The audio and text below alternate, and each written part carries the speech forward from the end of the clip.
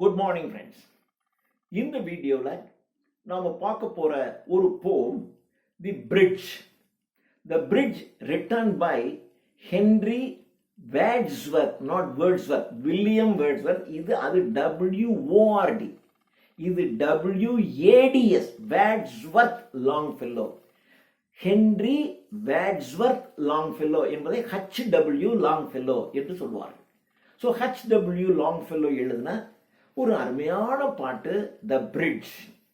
இது பார்த்தீங்கன்னா கிட்டத்தட்ட ஒரு 15 stanza, 15 stanzas of 4 lines each. 4 வரிகளிலே 15 ஸ்டான்ஸாஸ்ல இவர் எழுதியிருக்கிறார் பிரிட்ஜ். பிரிட்ஜில் பார்த்தீங்கன்னா இந்த பிரிட்ஜுக்கு கீழே நீர் சென்று கொண்டே இருக்கும். அது எப்பொழுதும் ஆக்டிவா ஆக்ஷன் ஓரியன்டா இருக்கும். கடந்து செல்கிறது. கடந்து செல்வது கடந்த காலம், இறந்த காலம், பாஸ்ட். இங்கே வருவது எதிர்காலம், இது ஃபியூச்சர். இப்போ நம்முடைய வாழ்க்கை கடந்த காலம் ஆகிக்கொண்டே இருக்கிறது. நாம் சின்ன குழந்தையா இருந்தோம், அப்புறம் ஒரு இளைஞனாக இருந்தோம், அதுக்கப்புறம் ஒரு மிடில் ஏஜ், அப்புறம் ஏஜ், இப்படி நம்ம காலம் மாறிக்கொண்டே இருக்கிறது. இப்போ நம்ம மிடில் ஏஜில் இருப்பதாக வைத்து கொண்டால், இப்போ குழந்தைகளை பார்க்கிறோம், இளைஞர்களை பார்க்கிறோம். இந்த ஏஜெல்லாம் கடந்துதான் நாம வந்திருக்கோம். அப்போ அவர்கள் எதிர்காலம், நாம பாஸ்ட், கடந்த காலம். அதான் அதை அடிப்படையாக வைத்து கடந்த காலம் இது எப்போ எழுதியிருக்காருன்னு சொன்னா, இவருடைய மனைவி இறந்து போகிறார். அந்த மனைவி இறந்து போன உடனே அந்த அவளுடைய இறப்பை, பிரிவை அவருக்கு தாங்க முடியல. அந்த வருத்தத்தில் அப்படியே ஒரு பிரிட்ஜில் நின்றுக்கிட்டு இவர் இந்த பாடலை பாடுவதாக வைக்கப்பட்டிருக்கிறது. இதுதான் இதனுடைய background. The first ஸ்டான்சர், I stood. இதில் ஒரு ஹார்ட்வேர்ட் கூட கிடையாது, ஒரு கடினமான சொல் ஒன்று கூட இல்லாமல் ரொம்ப எளிமையான பதத்தில் எழுதியிருக்கிறார். I stood on the bridge at midnight. இரவு நேரத்திலே, அட் மிட் நைட், நடு இரவு, இரவு 12 மணின்னு வச்சுக்கலாம். அட் மிட் நைட்டில் அந்த பிரிட்ஜில் அப்படியே நின்று நான் பார்த்துட்டு இருக்கேன். தண்ணீர் சென்று கொண்டே இருக்கிறது. Much water had flown under the bridge. பாலத்திற்கு கீழே நிறைய நீர் சென்று கொண்டே இருக்கிறது. I stood on the bridge at midnight as the clocks were striking the hour. அப்பொழுது, அதாவது இது நகரத்துக்கு அருகாமையில் இருக்கிற ஒரு பிரிட்ஜ். அப்போ அந்த நகரத்திலே இருக்கக்கூடிய கிளாக், அந்த பொதுவான மணியானது, as the clock were striking the hour, அது எந்த நேரம் என்று மணி ஒலித்து கொண்டிருக்கிறது. And the moon rose over the city. அந்த நகரத்திற்கு பக்கத்தில் நகரத்தை ஒட்டிய ஒரு இடம். அந்த நகரத்தின் மீது சந்திரனானது அப்படியே கிழக்கே எழுந்து கொண்டிருக்கிறது. And the moon rose over the city behind the dark church tower. ஒரு சர்ச், ஒரு சர்ச்சினுடைய டவர், உயர்ந்த கோபுரம். அந்த கோபுரம் இருக்கு, அதுக்கு பின்னாடி அப்படியே எரிந்து கொண்டிருக்கிறது. ஸோ டார்க்னு சொல்லிட்டேன். அப்போ டார்க் என்பது ஒரு சாரோஃபுல், ஒரு துன்பமான ஒரு சைடு. அதே சமயத்தில் மூன் லைட் என்பது ஒரு இன்பமான, ஒரு மகிழ்ச்சியான. அப்போ வாழ்க்கை என்பது அந்த மாதிரி ஒரு டார்க்கு லைட்டு ரெண்டும் பேலன்ஸ்டாக தான் இருக்கும். டார்க் வரும், ஆனால் அப்படியே காலம் செல்ல செல்ல செல்ல அந்த டார்க்கு மறைஞ்சு போயிடும். யாராவது நாம் மிகவும் நேசிக்கின்ற ஒரு இறந்து போயிட்டாங்கன்னா, அந்த இறந்த அன்று மிகவும் வேதனையில, வருத்தத்தில் அப்படியே துடிச்சு போயிடும். ஆனால் ஒரு நாள், ஒரு மாதம், ஒரு வாரம், 10 நாள், அப்படியே நாள் செல்ல செல்ல செல்ல செல்ல நாம் நடைமுறை வாழ்க்கைக்கு வந்து விடுவோம். நினைச்சு பார்த்தா வருத்தமா இருக்கும். இவருக்கு அதேதான் நிலை, இதுதான் காலம். அப்போ காலத்தில் அப்படியே காலம் போக போக போக நாமளும் நார்மலுக்கு வந்துடும் என்று சொல்கிறார். Behind the dark church tower, இருளான அந்த சர்ச் டவர், அந்த சர்ச் டவர் இருக்கிற இடம் இருளா இருக்கு. அதற்கு பின்னால் அந்த சந்திரன் மேலே எழுந்து வந்து கொண்டிருக்கிறது. This is the first stanza. Now the second stanza. I saw her bright reflection. அந்த சந்திரனுடைய பிரைட்டான ரிஃப்ளெக்ஷன், அதனுடைய பிரதிபலிப்பை நான் பார்க்கிறேன்.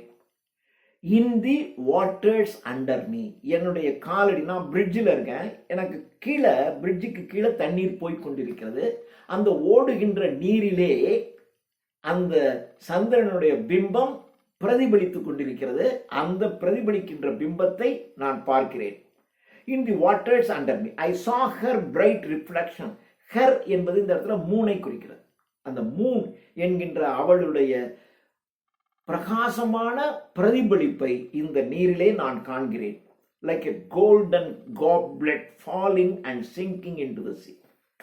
எப்படி இருக்குன்னா, ஒரு கோல்டன் goblet, goblet என்றால் கோப்பை, கோல்டன் goblet என்றால் தங்க நிறமான கோப்பை.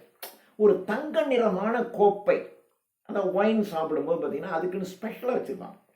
ஒரு கோல்டன் காப்லெட்டில் அது அது ஒரு அக்கேஷன். அப்படி கோல்டன் காப்லெட்டை எடுத்து அப்படி கொடுக்கறதுங்கிறது நீ அப்படி அருந்துவது என்பது ஒரு கெத்து. அந்த கோல்டன் காப்லெட்டு நாம் ரொம்ப நேசித்து கொண்டு ரொம்ப ரசித்து அந்த கோல்டன் காப்லெட்டை பயன்படுத்துவோம். அது the golden goblet falling and singing in to the C. அப்படி ஃபாலிங், இந்த கீழே ஓடுகின்ற நீரிலே விழுகிறது. விழுந்து அப்படியே போய் கடல், அது அந்த அப்படியே கடலுக்குள்ளே கலந்துடும். இது நீங்கள் அந்த கழிமுகம்னு வச்சுக்கோங்க. அந்த ஆறு அப்படியே வந்து கடலில் கலக்கக்கூடிய நேரம் அந்த இடம், அங்கே இருக்கக்கூடிய பிரிட்ஜு. அதனால் இங்கே காப்லெட் விழுந்துருது. அப்படியே விழுந்து போய் அந்த கடலில் அப்படியே கலந்து கடலிலே மூழ்கி போய் விடுகிறது. அவ்வளோதான். இதுதான் வாழ்க்கை. நம் வாழ்க்கை என்பது ஒரு கோல்டன் காப்லெட் மாதிரி. ஆனால் அது அப்படியே விழுந்து அப்படியே போய் மூழ்கி போயிடும். என்னுடைய மனைவி அப்படியே நமக்கு துன்பத்தை உருவாக்கும். அந்த கோல்டன் ஐயோ விழுந்துருச்சே அப்படின்னு பதப்போம். ஒரு கோல்டன் காப்லெட்டு தண்ணிக்குள்ளே விழுந்தா எப்படி இருக்கும்? சும்மா ஒரு பணம் விழுந்துச்சு, அது ஒரு செல்ஃபோன், நீங்கள் குளிஞ்சு பார்க்கும்போது செல்ஃபோன் கீழே விழுந்து எவ்வளோ துடிச்சு போச்சு. அது அப்படியே அப்படியே போயிடுச்சு. வருத்தமாகும். அப்புறம் திரும்பி வர்ற வரைக்கும் அப்படியே இருக்கும். அப்புறம் வேற ஒரு ஃபோன் வாங்கிடுவோம். அப்புறம் காலப்போக்கில் சரியாக போயிடும்ல. அதே தான். Like a golden goblet falling and sinking into the sea. The third stanza. And far in the hazy distance. Hazy என்றால் indistinct, தெளிவற்ற. hazy distance, அதாவது இங்கேருந்து பார்த்தா தெரியுது, ஆனால் ஒரு தெளிவாக தெரியல. பக்கத்தில் இருந்துச்சுன்னா தெரியும், இன்னும் கொஞ்சம் தூரம் தெரியுது, இன்னும் கொஞ்சம் தூரம் ஆள் நிற்கிறது தெரியுது, ஆனால் யாருன்னு தெரியல. இன்னும் கொஞ்சம் போச்சுன்னா ஏதோ ஒரு புள்ளி மாதிரி தெரியுது, அவ்வளோதான். அதுதான் இன்டிஸ்டிங்க்ட், தெளிவற்ற, ஒரு confused distance. I saw her bright and far in the hazy distance of that lovely night in June. அது ஜூன் மாதத்திலே ஒரு இனிமையான ஒரு இரவு நேரம். அந்த இரவு நேரத்திலே சற்று தொலைவில் ஒரு ஹேசி டிஸ்டன்ஸ்ல the blaze of the flaming furnace. அங்க ஏதோ ஒரு தொழிற்சாலை, ஒரு ஃபர்னஸ் இருக்கு. அந்த ஃபர்னஸ்ங்கிறது நெருப்பு பயன்படுத்துகின்ற உலை. அந்த உலையில் இருந்து அப்படியே நெருப்பு மேல வருது. அங்க இருக்கு, தெரியுது. ஒரு இன்டிஸ்டிங்க்ட், அங்க ஒரு இண்டஸ்ட்ரி இருக்கு போல இருக்கு. அந்த இண்டஸ்ட்ரியில இருந்து அப்படியே அந்த ஃபர்னஸ்ல இருந்து அப்படி நெருப்பு மேல வருது. at the blaze of the flaming furnace. அந்த ஃபர்னஸ்ல இருந்து, அந்த உலையில் இருந்து flame, அப்படியே நெருப்பு சுவாலை மேலெழுந்து வருகிறது. gleamed redder than the moon. இந்த மூனை விட ரெட்டர், அது சிகப்பு நிறமாக காட்சியளிக்கிறது. மூனை விட சிகப்பு நிறமாக காட்சியளிக்குதுன்னா என்ன அர்த்தம்? ஒன்று அதிகமாக ரெட் ஆயிடுச்சுன்னு அப்படியே போச்சுன்னா கடைசியில் அது வந்து ஒயிட்டாக தான் தெரியும். நீங்கள் ரெட் அதிக அதிக அதிக அதிக பார்த்தீங்கன்னா அப்படியே இட் பிகம்ஸ் ஒயிட்டு. அப்போ ஒயிட்டாக இருக்குன்னா அது ஒரு ஆழ்ந்த ரெட்டு. அப்படி தான் அந்த கலர் காம்பினேஷன் அப்படி தான் சொல்லலாம். அது மாதிரி அந்த மூணை விட மூணு வந்து ஒயிட்டாக இருக்குது அப்படின்னா அது சூரியனுடைய ரிஃப்ளெக்ஷன் தானே. அது மூணுக்கு வந்து அதுக்குன்னு ஒரு லைட் இல்லை. It reflect the light of sunlight. என்னது? அது வந்து ரெட் இன் கலர். அந்த ரெட் இன் கலர் அங்கே பட்டு ரிஃப்ளெக்ட் ஆகும்போது அது ஒயிட்டாக தெரியுது. அதை தான் சொல்கிறான். அப்போ ஆக்சுவலாக மூன் லைட்டுங்கிறது சன்லைட் தான். அவள் சன்லைட், இதை தான் சொல்கிறான். இந்த மூன் லைட்டில் இருக்கக்கூடிய ரெட்டை விட, மூன் லைட்டை ஏதரா red, it is a reflection of sunlight ஒரு ரெட்டாக தானே இருக்கும். அதை விட இந்த ஃபர்னஸினுடைய இருந்து வரக்கூடிய லைட்டானது ரெட்டாக இருக்கு. Of the blaze of the flaming furnace gleamed, அப்படியே பிரகாசிக்குது. ரெட்டர் தேன் த மூன், அந்த மூனுடைய லைட்டை விட ரெட்டாக, கம்பேரிட்டிவ் டிகிரியில் சொல்லலாம், ரெட்டர் தேன் த மூன், த ஃபர்னஸினுடைய லைட் அப்படி இருக்கு. The next stanza. Among the long black rafters. ராஃப்டர் அப்படின்னா ஒரு மரக்கட்டை. பொதுவாக இந்த ராஃப்டருங்கிறது என்ன சொல்லுவாங்க அப்படின்னா, இந்த பீம், இந்த வீடு கட்டும் போதெல்லாம் நடுவில் குறுக்க பீம் கொடுக்குறாங்கல்ல, அதுக்கு ராஃப்ட்னு பேர். இன்னும் அந்த வீடு இப்படித்தானே கட்டுவாங்க. அப்படி கட்டும்போது இந்த சாய்வாக மரக்கட்டை போடுவாங்க, அப்புறம் குறுக்க கொஞ்சம் போடுவாங்க. இந்த சாய்வாக போடுறாங்க இல்லையா, இதுக்கு ராஃப்ட்னு பேர். ராஃப்ட் இதை பரன் அப்படின்னு சொல்லலாம். ஸோ ஒரு பரன் அமைப்பதற்கு அல்லது வீடு கட்டும்போது இப்படி கிராஸாக ஸ்லோப்பாக போடக்கூடிய அந்த raft. Among the long black rafters. அப்போ இந்த ராஃப்டர், இந்த மரக்கட்டையானது அப்படியே இந்த ஆற்றுல மிதந்து போகுது. ஒரு கட்டை மிதந்து போகுது, அது அப்படியே மிதந்து போய் அப்படியே கடலுக்குள்ளே போய் அப்படியே போயிடுது.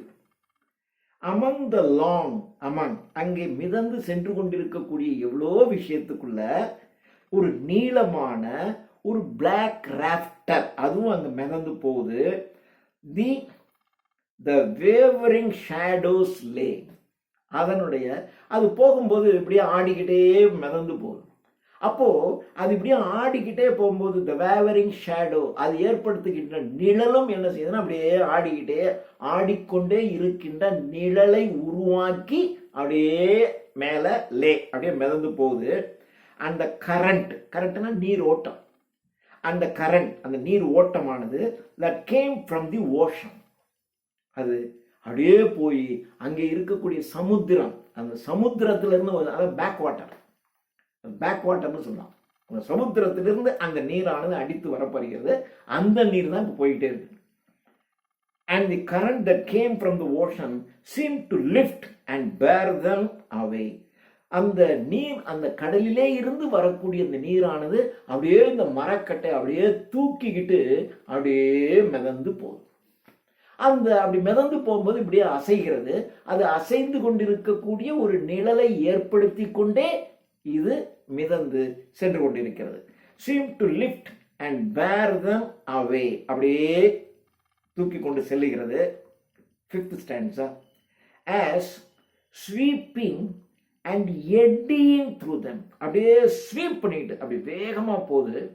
அப்படி போகும்போது சில இடங்களில் எட்டிங்னா சர்க்குலர் மூவ்மெண்ட்னு அர்த்தம்.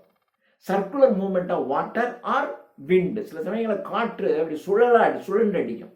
அது மாதிரி நீங்கள் நீர்லையும் பார்த்தீங்கன்னா அப்படி பார்த்துட்டே இருந்தீங்கன்னா சில இடங்களில் வந்து அப்படியே சுற்றும். அப்படி சுற்றும் போது அந்த இடத்துல இருக்கக்கூடிய ஏதாவது ஒரு பொருளானது அதுவும் சேர்ந்து சுற்றும். அது மாதிரி அப்படி ஒரு இடம் அங்கே வருகிறது. as sweeping and eddying through them rose the belated tide.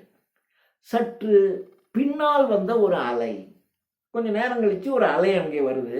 அந்த அலை வந்த உடனே, அதாவது இந்த கடல் நீர் அப்படி போயிட்டு மிதந்து இப்படி போயிட்டு இருக்கு. இப்போ ஒரு அலை வந்து அந்த அலையானது அந்த மரக்கட்டையை அப்படி மேலே தூக்கி அப்படி இறக்கி அப்படி கொண்டு போகுது.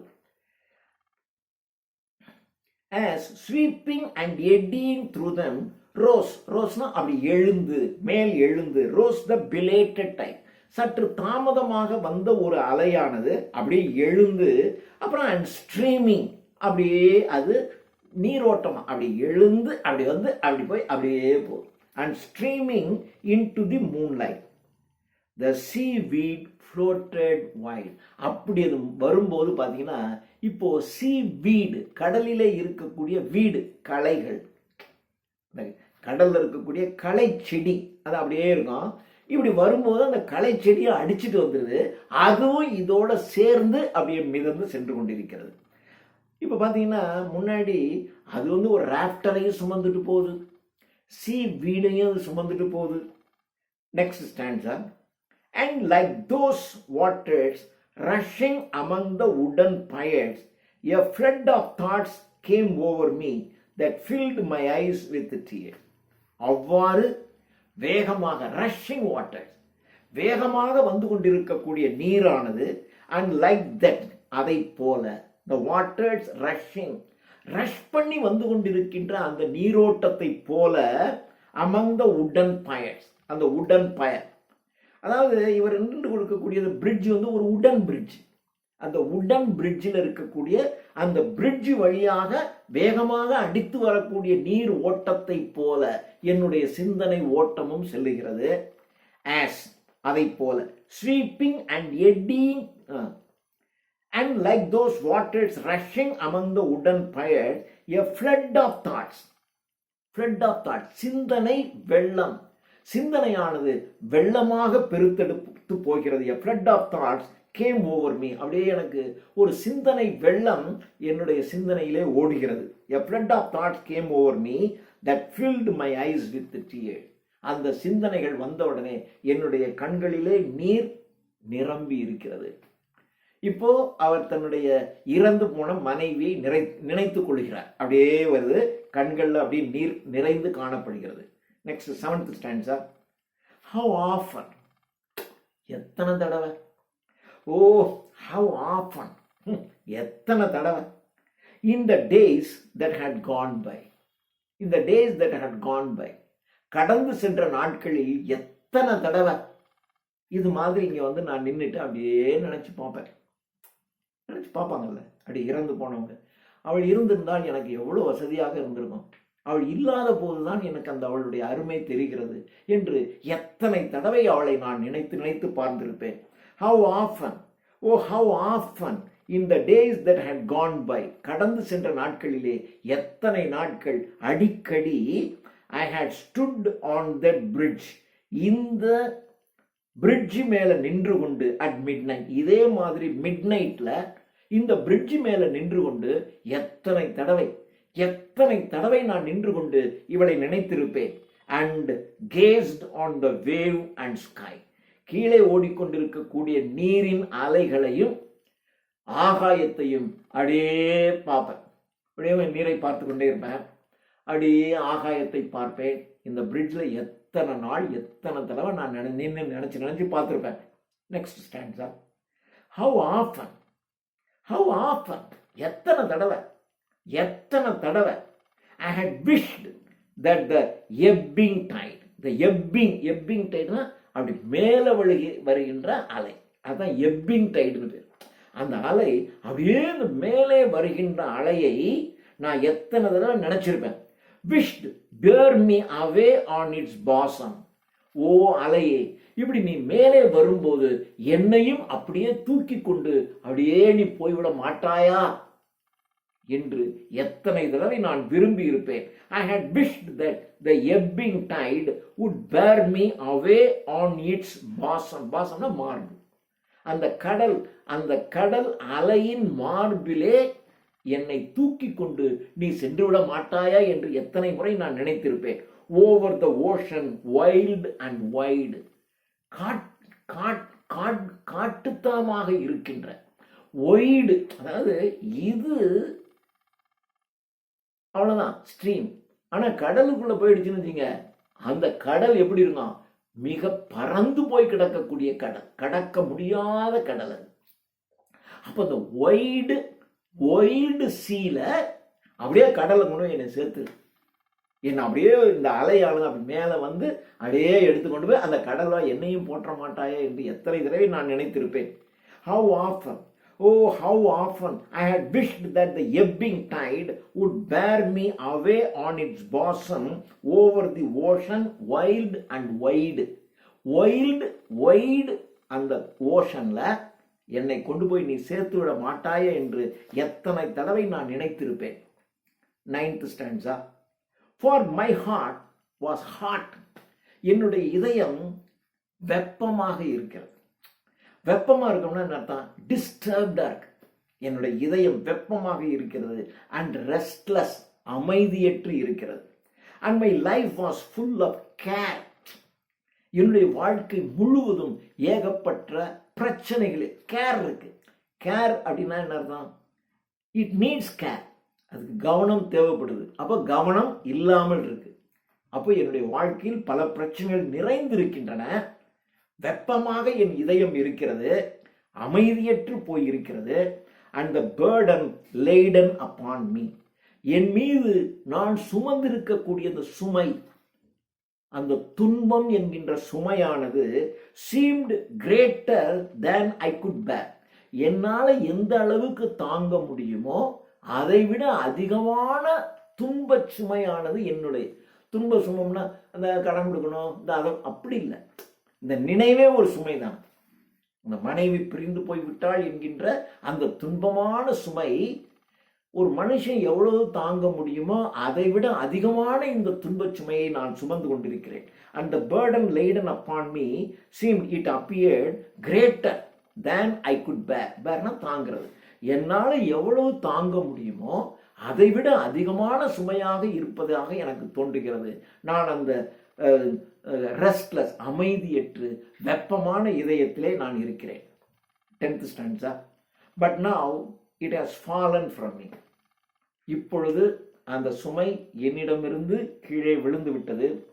it is buried in the sea. அது கடலிலே கலந்து விட்டது.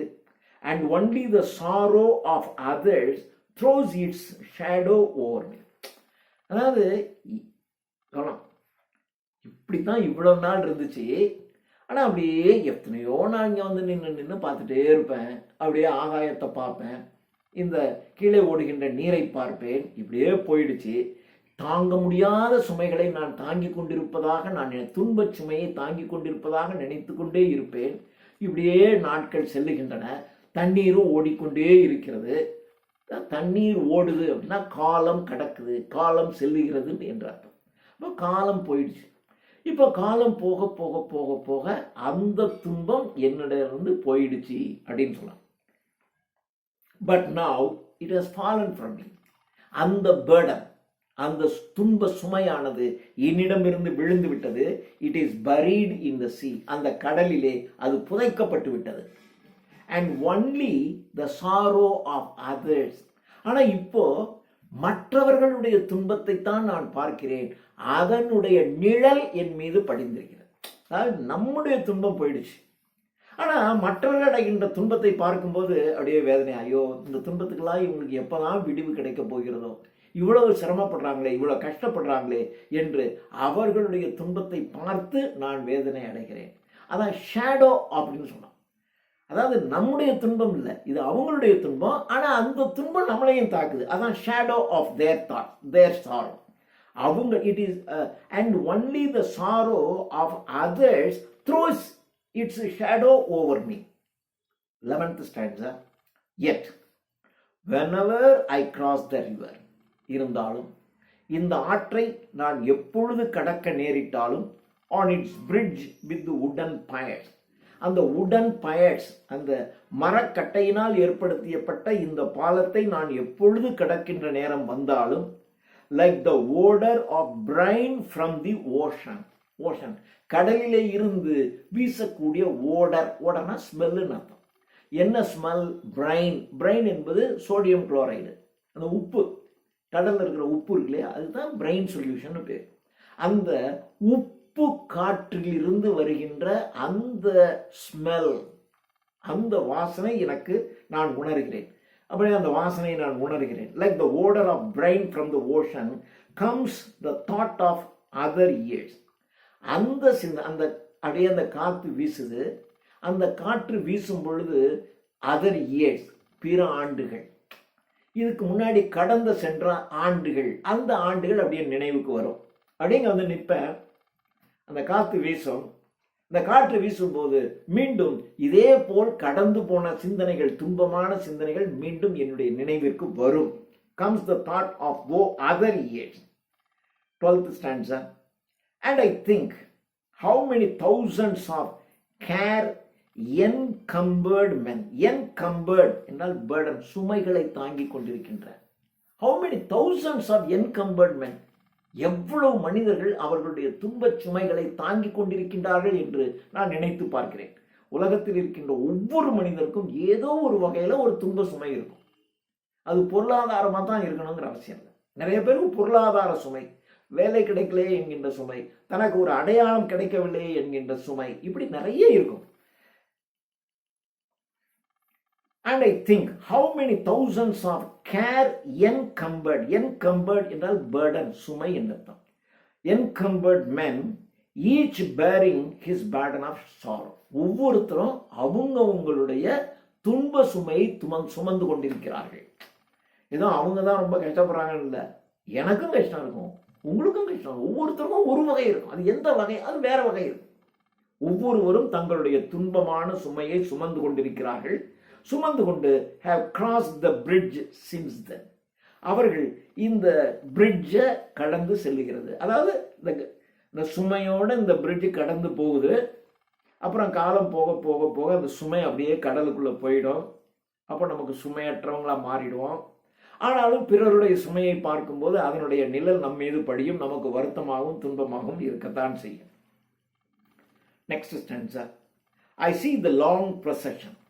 என் கண் முன்பாக இருக்கின்ற நீண்ட மனிதர்கள், வரிசையாக நின்று கொண்டிருக்கின்ற நீண்ட மனிதர்களை நான் பார்க்கிறேன். எல்லோருக்கும் சுமை இருக்கிறது. எல்லோரும் அப்படியே இந்த பிரிட்ஜுக்கு வருவாங்க, ஐயோ அப்படின்னு நினைப்பாங்க. அப்படியே காலம் செல்லும். காலம் செல்ல செல்ல அவங்களுடைய சுமையானது அப்படியே இந்த ஆற்று நீரில் அடித்து கொண்டு போய் கடலிலே கலந்து விடும். அவர்களுடைய சுமை இறக்கி வைக்கப்படும். அதாவது அந்த துன்பம் அவர்களை விட்டு நீங்கும். எல்லா துன்பங்களும். அதான் இந்த டேல் கார்னேஜ் என்ற ஒருவர் எழுதியிருப்பார், how to stop worrying and start living. நான் காலேஜில் படிக்கும்போது இந்த புத்தகம் படிச்சிருக்கேன். How to stop worrying and start living. நீங்கள் துன்பப்படுவதை எப்படி நிறுத்தி நல்ல வாழ்க்கையை எப்படி வாழ்வது என்ற அந்த புத்தகம் இன்னும் எனக்கு ஞாபகம் இருக்கு. அதில் ஒரு வரி சொல்லுவார், நீங்கள் இப்போ ரொம்ப துன்பத்தில் இருக்கீங்க, உங்கள் துன்பத்தில் என்ன உணர்றீங்கிறத அப்படியே ஒரு பேப்பரில் எழுதுங்க. ஐயோ செத்து போயிடலாமா, என்ன அவமானமாக போயிடும், இது போய் அந்த விஷயம் அங்கே தெரிஞ்சிச்சுன்னா நான் எப்படி என்ன ஆவேன், என்ன நிலைமை, அப்படி இருக்கும். அப்படியே பயந்து செத்து அந்த உணர்வுலாம் அப்படியே எழுதுங்க, எழுதி வச்சிருங்க. ஒரு 4 நாள் கழிச்சு பாருங்க, அது ஏதோ ஒரு அந்த நீங்கள் நினைக்கிற துன்பம் எப்படியோ ஒரு முடிவுக்கு வந்துடும். அவ்வளோதான். 4 நாள் கழிச்சு பார்த்தீங்கன்னா, என்ன இதுக்கு போய் நம்ம இவ்வளோ வருத்தப்பட்டு இருந்திருக்கோம். இப்போ கூட நீங்கள் ஒரு பழைய துன்பத்தை நினைச்சு பார்த்தீங்கன்னா, இந்த துன்பத்துக்கு நான் ஏன் அப்போ அவ்வளோ வருத்தப்பட்டிருக்கேன். இப்போ நீங்கள் ஒரு பள்ளிக்கூடத்தில் படிக்கின்ற ஒரு மாணவர், ஒரு ஆசிரியருக்கு இந்த செய்தி தெரிய போகுது அப்படின்னா நீங்கள் எவ்வளோ துடிச்சு போய் பயந்து போய் இருந்திருப்பீங்க. ஆனால் இப்போ அந்த வாத்தியானுக்கு ஏன்டா நம்ம பயந்தோம், அவனா ஒரு மனுஷனா, அவனுக்கு ஏன்டா நான் இவ்வளோ இப்போ அந்த வாத்தியாரை பார்த்தேன், அவனுக்கெல்லாம் நான் பயந்துருக்கேன் பாரு, அப்படி வரும். ஆனால் அப்போ நீங்கள் பயந்து தானே இருந்திருக்கீங்க. 6வது 7வது படிக்கும்போது அந்த ஆசிரியருக்கு அல்லது வீட்டிற்கு ஒரு செய்தி தெரிஞ்சிச்சுன்னா என்ன ஆகுமோ ஏதோன்னு பயந்து தானே துடிச்சிருப்போம். ஆனால் காலப்போக்கில் எல்லாமே மாறிடும். சில துன்பங்கள் ஓரிரு நாட்களில் மாறும், சில துன்பங்கள் ஓரிரு மாதங்களிலே மாறும், சில துன்பங்கள் ஓரிரு ஆண்டுகளிலே மாறும், ஆனால் மாறும். இதுதான் அந்த கதை. I see the long procession still passing to and fro. இன்னும் இதை போல் நீண்ட மனிதர்கள் தங்களுடைய துன்பங்களோடு இந்த ஆற்று பாலத்தை இங்கும் அங்குமாக கடந்து கொண்டுதான் இருக்கிறார்கள். ஒரு காலத்தில் அவர்களுடைய துன்பமும் காலப்போக்கிலே நீங்கத்தான் போகிறது. The young heart and restless. அந்த இளம் இதயம் அப்படியே ஒரு ஹார்ட்டாகவும் ரெஸ்ட்லெஸ் அமைதியற்றும் வெப்பமாகவும் இருக்கக்கூடிய அந்த இளம் இதயம் and the old subdued and slow. அந்த இளம் இதயம் அப்படியே காலம் செல்ல செல்ல ஓல்ட் ஆகிடும். ஓல்ட் ஆகும்போது இந்த விஷயத்துக்கு அந்த ஏஜில் ஒரு காதல், அந்த காதலுக்காக நம்ம என்ன மாதிரி, ஐயோ வீட்டுக்கு தெரிஞ்சா என்ன, அவங்களுக்கு தெரிஞ்சா என்ன, அவங்க வீட்டுக்கு தெரிஞ்சா அவங்க அண்ணனுக்கு இவ்வளோ டிஸ்டர்ப்டாக இருந்திருப்போம். ஆனால் இப்போ நினச்சி பார்த்தா இதுக்கெல்லாம் போய் இவ்வளோ உரி பண்ணி இருந்திருக்கோமே, மாறும். அப்போ அந்த இளம் இதயம் அப்படி இருந்திருக்கும், அமைதியற்று இருந்திருக்கும், வெப்பமாக இருந்திருக்கும்.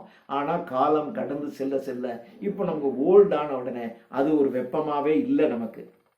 As long as life has goes, வாழ்க்கையில துன்பம் இருக்கத்தாயா செய்யும். இப்போ நம்ம சொல்றோம். Last stanza. The moon and its broken reflection. The moon, அந்த நிலவு, அதனுடைய சிதைந்த பிம்பங்கள். அதாவது அந்த மூனுடைய பிம்பம் இப்படி இருக்கும். ஆனால் அலைகள் ஏற்படும் போது அந்த பிம்பங்கள் உடைந்து விடும். அந்த உடைந்த பிம்பங்களும் அந்த மூணும் அப்படியே தான் இருக்கு, அது மாறல. ஆனால் the procession of people அப்படியே வந்து வந்து போயிட்டு ஒவ்வொரு மனுஷனும் ஒவ்வொரு விதமான துன்பம். காலம் செல்ல செல்ல செல்ல எல்லா துன்பங்களும் மாறிக்கிட்டே தான் இருக்கு. ஆனால் இந்த மூணும் அதனுடைய உடைந்த பிம்பமும் அதே இடத்துல அப்படியே தான் இருக்கு. வருகின்ற மனிதர்களும் துன்பங்களும் சென்று கொண்டே மாறிக்கொண்டே இருக்கின்றன. And it shadow the moon and its broken reflection and its shadows shall appear as the symbol of love in heaven. இவை இந்த மூணும் அதனுடைய உடைந்து போன பிம்பங்களும் ஹெவனுடைய சிம்பல். ஏன் ஹெவனுடைய சிம்பல்ங்கிறான்? இது மனிதனுடைய துன்பத்தை காலப்போக்கிலே மாற்றுகிறது. அதனால it is symbol of heaven and its wavering image here. அதனுடைய அசைந்தாடி கொண்டிருக்கக்கூடிய இமேஜ் பிம்பம் இங்கே இருக்கிறது. அந்த சந்திரனுடைய உடைந்து போன நிழல்கள், அந்த உடைந்து போன பிம்பமானது ஆடி அசைந்து கொண்டு இன்னும் அங்கே இருந்து கொண்டிருக்கிறது. It is an image of heaven. அது ஹெவனுடைய உருவகமாக இங்கே நின்று கொண்டிருக்கிறது. இது கடந்து மனிதர்களுக்கு காலங்கள் செல்ல செல்ல செல்ல அவர்களுடைய துன்பத்தை நீக்கி அவர்களை அமைதியுடைய மனிதர்களாக மாற்றுகிறது என்று ஒரு பிரிட்ஜ் என்ற இந்த போம்ல H.W. லாங்ஃபெல்லோ கூறியிருக்கிறார். நன்றி.